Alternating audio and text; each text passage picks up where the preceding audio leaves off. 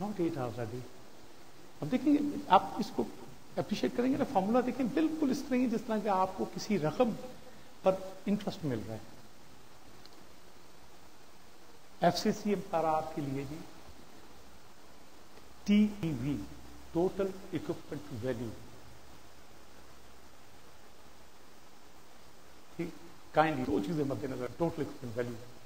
एक तो ये है कि जी इक्विपमेंट वैल्यू जो वो नहीं होता जो कि परचेज वैल्यू ऑफ इक्विपमेंट होता है, या as it landed on the seaport, और the custom duties that have been paid, उसका वैल्यू इंक्रीज होता है। जो ट्रांजिट होती है ना, इनलैंड ट्रांजिट, उसका भी वैल्यू ऐड करेंगे, साइट तक लाने का उसको कितना खर्चा पड़ता है, रेट कितना पड़ता है, और how much he page for the insurance, inland transit insurance, वो भी इसमें डालेंगे। ये it was debated and it was agreed, engineers इसको एक्सेप्ट करते हैं कि जी हाँ टोटल अच्छा टोटल इक्विपमेंट वैल्यू में मैंने आपको कहा ना कि आप जब टोटल इक्विपमेंट वैल्यू आज डिटरमिन करना चाहते हैं तो ये देख लीजिए कि पहले आइडलिंग कितनी मुद्दत हो चुकी है, how much time the machinery has idle in the previous period, because for that particular period you have to depreciate it at half the rate of depreciation, जो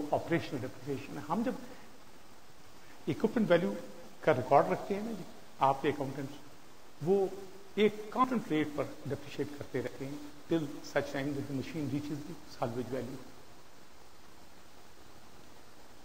उनको एडवाइज करना होता है कि जी देखो idling period is this much, तो आप उस आइडलिंग पीरियड ऑफ मशीनरी के दौरान ओन मशीनरी को जब डेप्रिशिएट करेंगे, it will be when you will determine the new value, book value, तो it will be 50% depreciated, not 100% operational depreciation. उसका आधा डेप्रिशिएट करें तो ज्यादा होगा प्रेजेंट टाइम पर, और बड़ा डिफरेंशियल है। अगर आप टोटल इक्विपमेंट वैल्यू में ये डेप्रिसिएशन का कॉन्सेप्ट ना, ये जो प्रीवियस पीरियड की डेप्रिसिएशन होती है वो आपने डालनी होगी। 2 साल काम किया, 1 साल की जब आइडलिंग होगी उसके अंदर, तो अब डेप्रिसिएशन 1 साल की जो होगी ना, आज जो उसका बुक वैल्यू होगा that would be depreciated for 1 year. पहला जो 1 साल के लिए तो 20% पर ऑपरेशनल डेप्रिसिएशन, दूसरे के लिए you will have 10% depreciation, so your book value today would go up. और बड़ा फर्क आता है when you prepare the claims, owning cost calculate करते हुए, अगर आप टोटल इक्विपमेंट वैल्यू के कॉन्सेप्ट को अच्छी तरह समझें।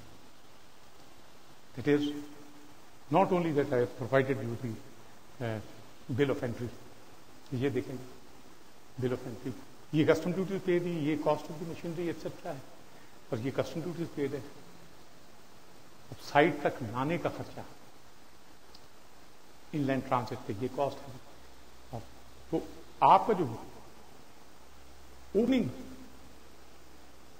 Figure in the book value है वो होनी चाहिए जिसमें you have catered for the cost of machinery,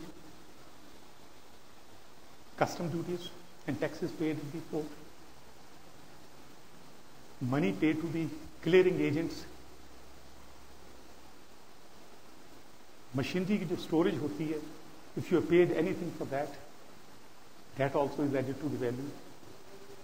फिर रास्ते में जो whatever amount you have paid till you have reached the site, ये सारा शामिल करके total equipment value का starting point वो होगा जिससे उसको डेप्रिशिएट किया जाएगा।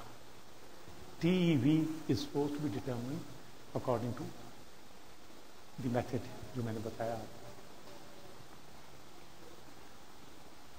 multiplied by AVF।